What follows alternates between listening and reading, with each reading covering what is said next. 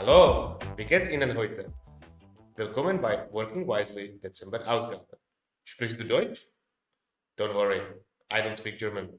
I'm just joking. But Workstreams.ai speaks German from today. And many more is coming in our Working Wisely just now. Come and let's dive together. Our agenda today is same as usual. We have a quick look at what's new, followed by Q&A and wrap up with coming soon section. Today we have quite a list of features which we would like to show you, and most of them actually are right now in the beta, so you can try it out. If you are not part of our beta program, either talk to our Slack bot, say add Workstreams beta, or drop us a line and we can enable the beta access for you. We have one little improvement, which is user-friendly user mentions, which I will show you in a minute. So let's have a look at a couple of the high-level things which we delivered within the last month. I would like to start by switching my application to German. So I have a couple of boards prepared, and while we are already looking at the calendar view, I will quickly switch to German. I've been in Germany for a while, and I have to admit I'm still learning German. It's not a language which is that easy to pick up, and being in a city where you are not forced to speak German doesn't make it easier. But I've been forcing myself to use our own application in German for a while, and I've learned a bit. So it's been kind of a tedious task because our team never really set a priority to translate into different languages until now, and until probably 2 months ago when we created a goal which was to have by end of the year the full translation of our application. And there are places where the translation might not be 100% final yet, but as you can see, we aimed for parity on all possible places, and we aim to improve these. If you find anything which is not exactly as you would expect, please let us know, and we will be super happy to apply the changes which you suggest. That being said, currently we have German, which is actually in, and we are looking at further languages in order of Spanish, Brazilian Portuguese, French, and potentially Russian. If you have any other suggestions, please let us know. I will not explain or not show wherever it's the German language applied. It's basically everywhere. Within every single task, everything is German, and everything will be available in different language. We hope we will make this a little bit more accessible to people around the world. That would be about the language switcher and available languages. But let's have a look at something different. And the main focus of my presentation today will be around two topics. The first is our own calendar view. I've prepared one testing board, which we call test calendar view in this case. And this is the one which we have currently selected. You can find the switch to calendar view on the top of our header. So this is the classic Kanban view, and now we also offer a calendar view. When you switch to calendar view, you will by default end up in the current week view, and you can choose between month, week, and day view. Each of these provide a little bit different scope, yet they all are super valuable. We show both tasks and subtasks in the same view. You can see the difference between the task and subtasks by tasks having a assignee and the title, and subtask having a little check mark and a title, or a check mark and assignee as well. And altogether, it's still work in progress. So we believe we might still be able to improve the UI on this. It's not that super simple. Yet we believe that already within this view, we are able to give you quite a great overview of what's going on. We already had calendar integrations with Slack and with with Outlook and Google. Yet we are bringing the experience closer where you work, and that's within the application itself. So you can actually oversee everything without leaving the context, and we will synchronize these tasks, or we already do synchronize it through the calendar integration here with your background calendars. Eventually, we will make this the primary experience for anything time related. Now, wherever you can find the calendar view, it actually is everywhere where you can find some tasks. So it's either in a single or in multiple task board. So currently we are looking at one single task board, but if I choose to see multiple task boards, I can easily merge them into one view. As you can see now, I've added all the tasks which are from the staff holidays overview, and if I disable the test calendar overview, I end up back only in the view of the given calendar. If I add tasks from our flexible roadmap, they will all aggregate together in the single view. Actually, this way, and staff holidays overview. There we go. And what is really interesting on this concept is that you can decide on what you want to see, and if there is something which is like today, 7th of December, when there is quite a lot of content, you can always expand on it and go a little bit deeper. So as you can see, we have a couple of tasks which are currently running a little bit over time. What does that mean? That means we also introduced a concept of a due time. So it's not only a due date, but also a due time. Again, as I said earlier, this is still a concept which we are working on. The UI might change on it. Few of our users are currently validating it. If you would like to have access to the due time as part of the calendar, please do let us know. Because when you set the due time, it actually makes a difference on the task board itself. So you can say that the task has a due start time at midday, and it's supposed to be due by 6 p.m. This will actually occupy the slot between 12 and 6 p.m. So if I focus just on the day view, we have this 12 to 6 p.m. slot occupied by a single subtask.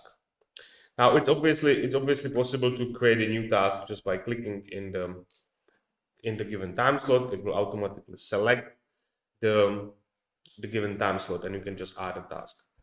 This was one view which gives a lot of flexibility, and that's as I said, multiple dashboards view. However, you can also switch to goal view and have a one calendar per. So as you can see, I have one task with multiple subtasks. We saw this already on the calendar, which we had visible a few minutes ago. But I can decide to see only this goal in a given calendar. And again, I get a focused view of one single goal, and I can oversee what's happening here. This doesn't end here. We can also have a quickly look at team tasks. And for example, I have pre-selected Roman, Lucas, and Stefan. And if I want to see what these three people are currently working on in a given week or a given month, or what they were working on in the past, I can quickly do that. Again, this gives way more visibility into what's going on. Obviously, you need a due date, and this will be our pro feature. So please use the time while it's in beta. It might be in beta for a while, and let us know what works for you and what doesn't, and what kind of changes you would like to see. So that would be about the calendar, and let's have a look what else we have to show. So we show the calendar, we show the localization. Now I would like to switch to the second bigger topic, and that's our time allocation concept and GSD index. GSD stands for Get Stuff Done. And related topic to that, which is a little bit more detailed task timeline. For that, please allow me to switch to our main development board, because I think that's a pretty good example of what this feature is aiming for. We have quite a lot of work on this board, and it's the main place where our development and engineering team actually works. I picked a couple of tasks which show the power of this feature. The time allocation feature is designed with a concept of a need to find out what are the outliers in a given process. Here we have a task which didn't take actually that much time. It took just 4.2 days to be completed. So I would say this is the first valuable part of the result of our time allocation feature, and that it gives you a summary on a completed task on how long it actually took to get fully completed from the first time it entered progress to the last time it entered completed step. However, it doesn't end here. It looks further into each of the work steps in a detail level, how long it spent in a given work step and how that compares to an average of different set of tasks which also passed through the same work step.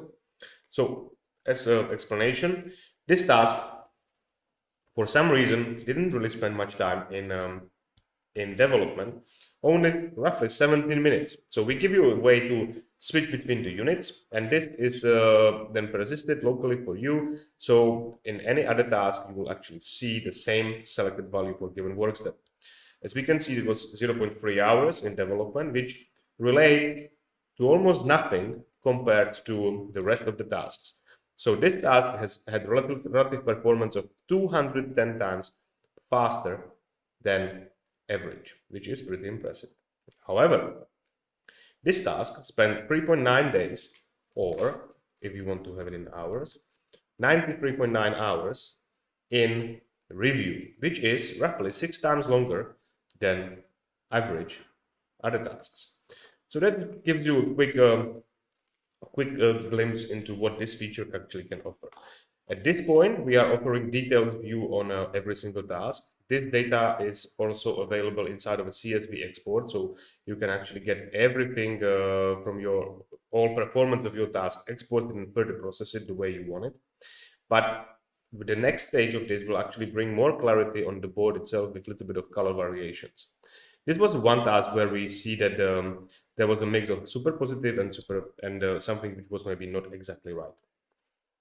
We also have a task which are just passing through certain steps and take way shorter time, and we have a tasks which maybe might be taking way longer. And this is one of them which I would like to maybe highlight. So it's a feature which we had in place since we launched our task chat, and we had it for a while a way to mention people. But any single time you would mention we, it would actually paste this identifier, whether it was from Slack or Teams, and it was ugly long string, and it was the underlying library which we had to change to make it happen. Finally, this has been done, and this task actually captured the whole timeline and the whole development of that. As you can see, for a while it's been prioritized, but it never actually got a priority. So this task is a great example of task which could have been executed better, with more focus, with more clarity, and with more attention, because it took 14 times longer than the average, and it doesn't mean that somebody always worked on it. But it was parked in that column for a while.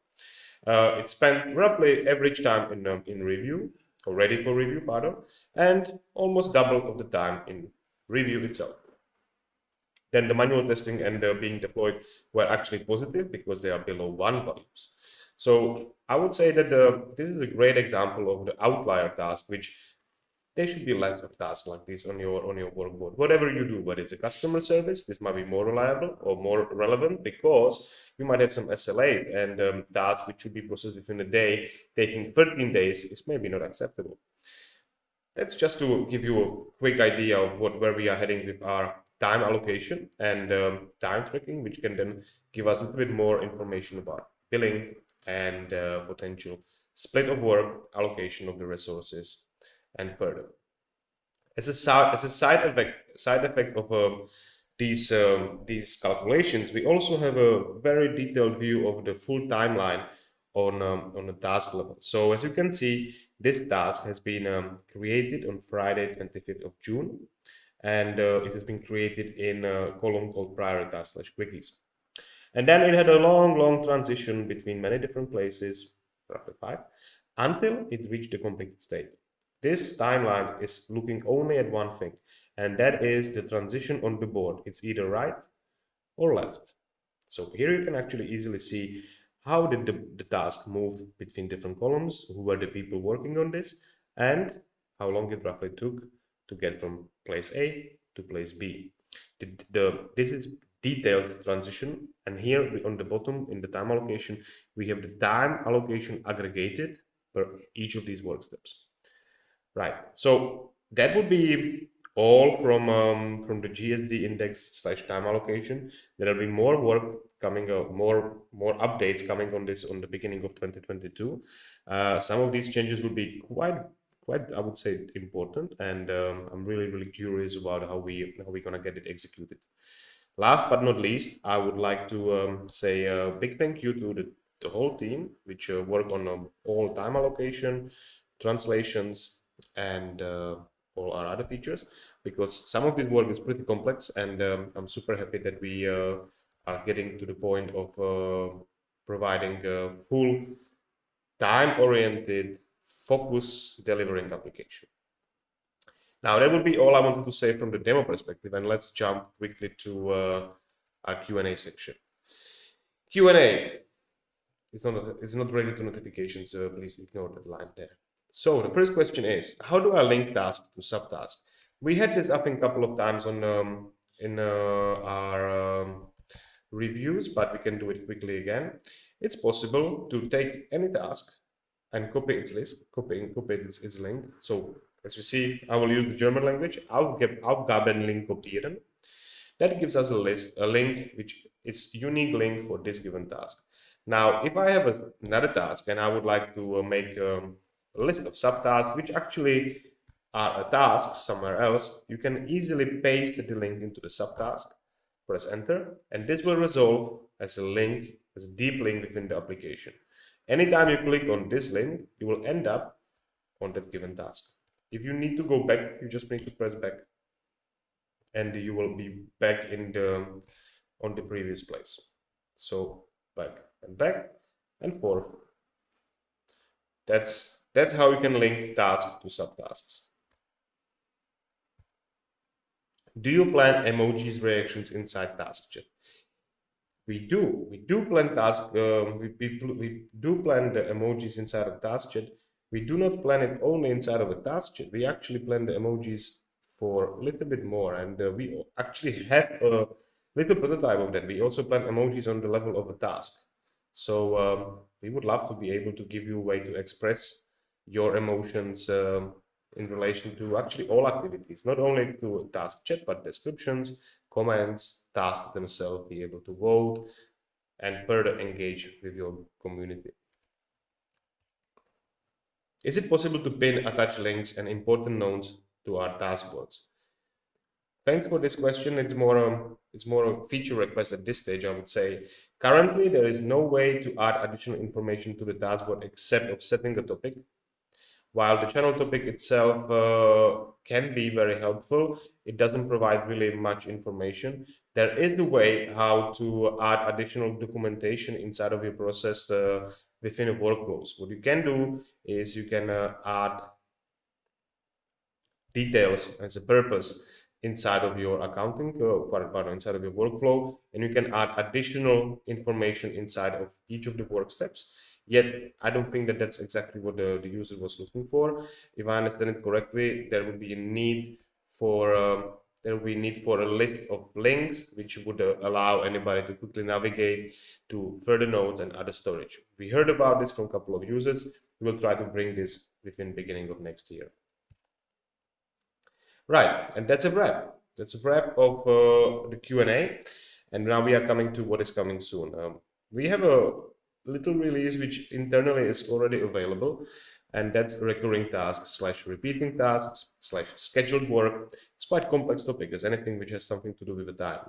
But this is quite a interesting one, and we believe we might be able to show it within the next Working Wisely on the beginning of 2022. Another big topic which has started internally is a user management and a way to spread the responsibilities and permissions across your organization with ease, but still with a strong control. These are the two main topics we would like to focus for the next release. And that being said, we are hiring. I would like to welcome our new members who started in December and who are starting soon in January. If you would like to join us, please drop us a line. We are always happy to talk to people who are up to revolutionize the way we work together. And that's the wrap. Thank you for watching, and I hope you enjoyed our show so far, and you will join us in 2022. We wish you a Merry Christmas if you celebrate Christmas, but mainly healthy 2022 and a lot of success in personal and work life. See you soon. Ciao.